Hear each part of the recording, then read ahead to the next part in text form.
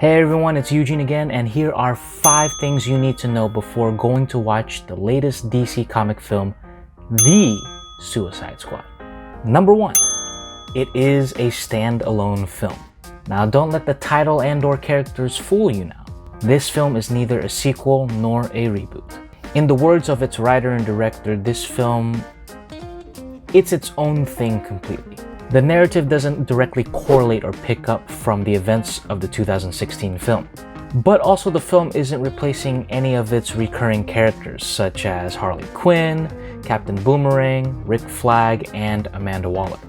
It's okay, don't worry, I'm a bit befuddled myself. But what makes it so much more interesting is number 2, star-studded cast. I had mentioned there's some recurring cast and characters coming back for this film. Margot Robbie, Viola Davis, Joel Kinnaman, Jai Courtney. But let's look at the monumental additions they have to this cast. Idris Elba, Sylvester Stallone, Peter Capaldi, Michael Rooker, Alice Braga, Pete Davidson, Nathan Fillion, and who else? Oh yeah, John Cena! This movie has so much star power, I can't even begin to fathom how Warner Brothers was able to get such an unorthodox yet impressive cast. And it stretches to different spectrums of pop culture that you're going to get a new set of eyes that are just there for that particular actor or character. It's stupidly outstanding. Number 3, a spin-off television series known as Peacemaker is due to be released on HBO Max in 2022.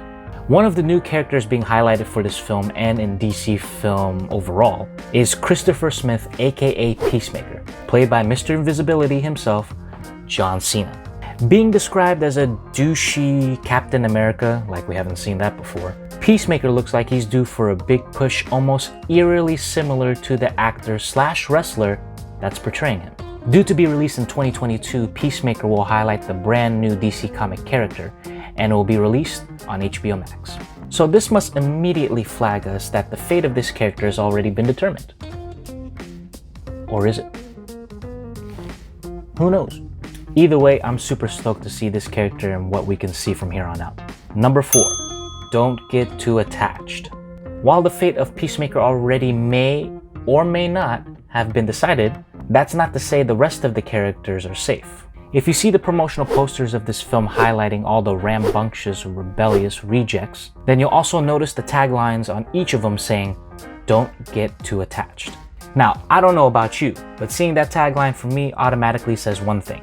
A lot of people are probably going to die in this film.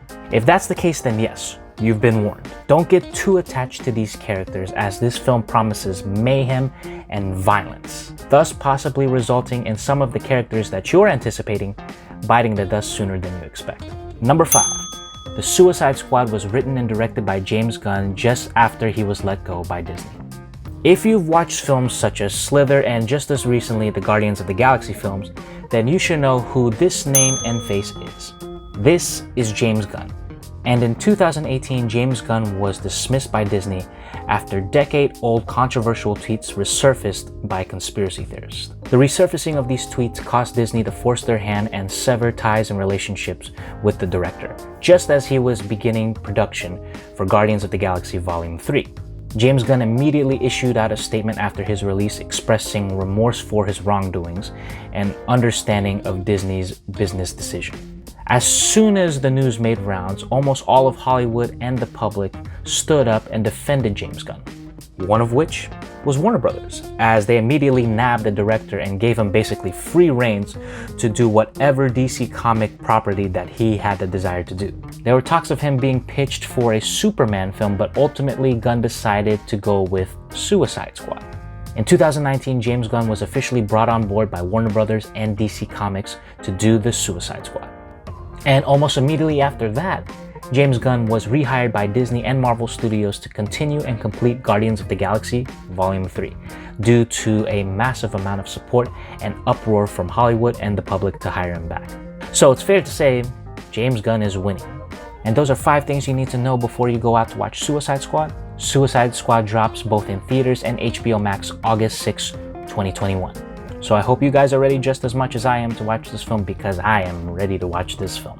Thank you guys for tuning in. This is Eugene signing off. If you want to see more of my quick takes, all of my reviews, all of my other movie stuff, check out my YouTube channel. I'm going to place it on the description below. Be sure to give a follow, a like, a comment, a subscribe. Any and everything will help very dearly. Thanks for tuning in again, and be sure to look out for me for another 5 interesting things for the next big Hollywood film.